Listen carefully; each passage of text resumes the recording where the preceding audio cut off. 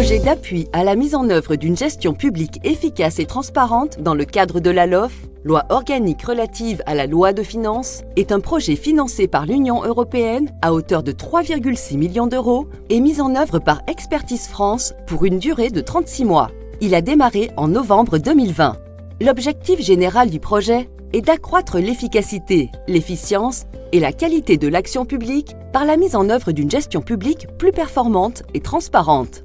Et on voit que cette réforme budgétaire, née en 2016, a beaucoup de ramifications, puisque c'est un levier de transformation des organisations, de transformation des process, des pratiques, et c'est aussi un outil de changement. Le projet s'inscrit dans le cadre du programme ACAMA 2, financé par l'Union européenne. En appui à ces efforts et en accompagnant depuis 10 ans le renforcement de la gestion des finances publiques, parce que avoir des finances publiques fortes, c'est une forme d'avoir des politiques publiques avec plus de résultats et un environnement qui est favorable à la croissance économique, à un climat des affaires et finalement à tous nos citoyens et citoyennes. Cet ambitieux projet intervient dans la continuité et la capitalisation des assistances techniques précédentes. Tout d'abord, en 2014, un premier jumelage institutionnel a été conclu avec Expertise France, avec un financement de la Banque mondiale pour un montant de 1,6 million de dollars sur une durée de 5 ans. Le deuxième partenariat a été conclu en 2018, toujours avec Expertise France, pour la mise en place d'un plan de formation dans le domaine de la loi organique relative à la loi de finances. Ce deuxième jumelage a été financé par l'Union européenne pour un montant de 1,2 million d'euros sur une durée de 34 mois. Il est également le fruit d'une longue coopération bilatérale antérieure entre la France et le Maroc. C'est d'abord qu'il intervient en synergie avec une coopération bilatérale entre le HCP et l'INSEE, qui est une coopération de longue date. Le projet appuie plusieurs bénéficiaires et principalement la direction du budget à travers la mobilisation d'une expertise publique de haut niveau issue de l'administration publique française, de consultants privés et la mise en œuvre de marchés publics. Il comprend 7 composantes. La composante 1 est dédiée à l'approfondissement de la LOF. Et notamment de développer le cadre réglementaire, de développer les indicateurs de performance, de préciser les rôles et les fonctions des différents acteurs qui vont participer et qui participent au quotidien donc à la mise en place de la LOLF et à cet objectif de renforcer la performance. La composante 2 apporte un appui à la digitalisation des métiers de la direction du budget. Dans les premiers mois, on va commencer par dessiner la stratégie de digitalisation de la direction du budget.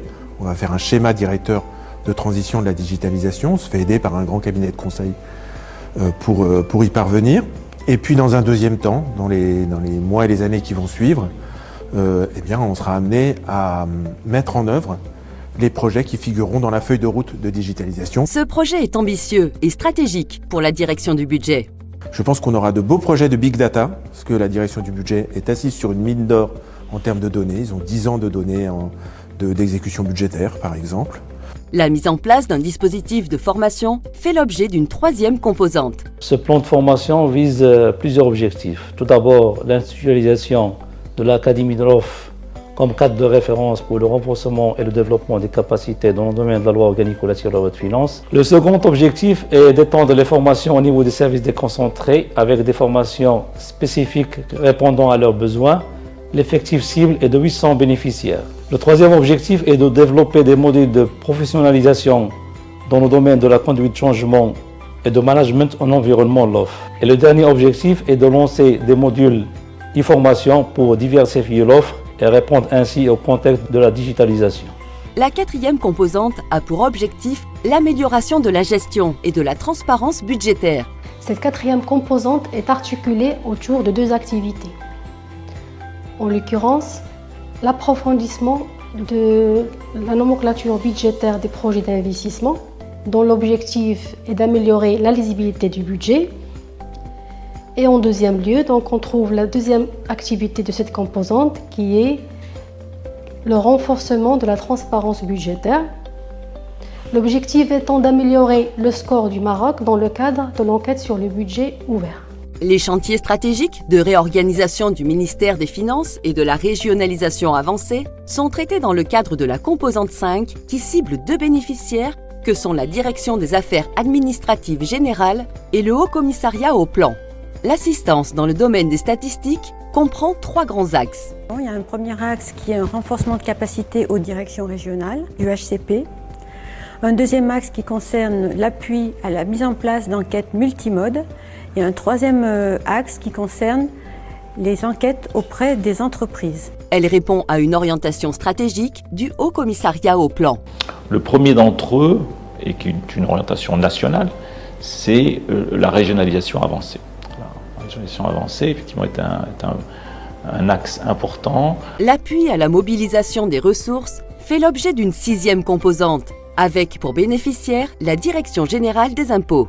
Les travaux portent sur la mise en place d'une procédure d'audit interne structurée et reconnue et la maîtrise et valorisation des données numériques. La 7e et dernière composante prévoit l'accompagnement à la mise en œuvre du référentiel de contrôle interne au sein de l'administration publique. Le projet de la mise en place d'un cadre de référence de contrôle interne s'inscrit dans les réformes entamées récemment par le Royaume du Maroc pour la modernisation de la gestion des finances publiques et donc s'intègre parfaitement aussi dans la réforme de la loi organique initiée par la loi organique des finances et aussi la charte des services publics et aussi que se cadre avec la stratégie nationale de prévention et de lutte contre la corruption.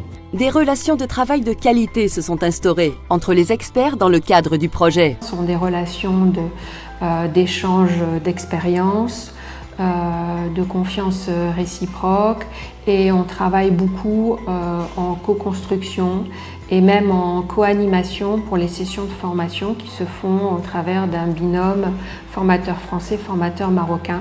L'assistance technique est par ailleurs très appréciée par la partie marocaine. On est très satisfait du travail entamé avec les experts dans le cadre du projet Pagoda et aussi de la qualité des livrables élaborés. On ne peut que encourager et saluer ce genre de coopération dans l'avenir. L'année de démarrage du projet a été fortement perturbée par la pandémie de Covid-19. Ça nous a aussi permis de développer de nouvelles modalités de travail qu'on n'avait pas forcément testées dans le cadre des projets précédents.